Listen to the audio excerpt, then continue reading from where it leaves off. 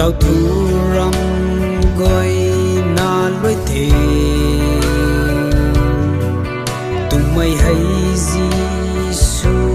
thay lần na thân mây lai ri khâu hi lâu mây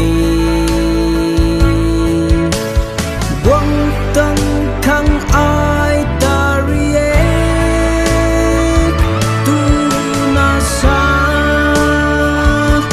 khâu tây dấu khiêng lâu mây quăng a khát nai quan nê lăng phân khu mây a khát dấu khâu tìm lâu thế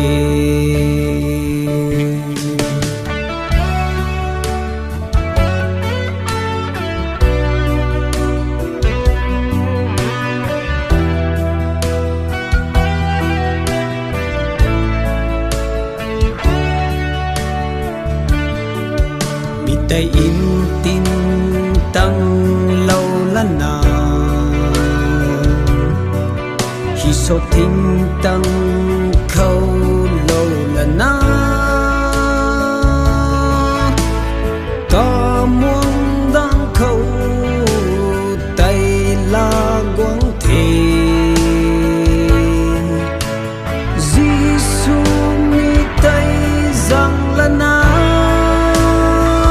lối thế xa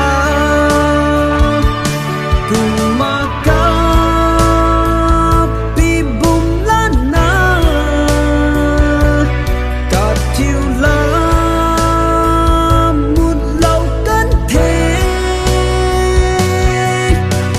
năng an yêu bom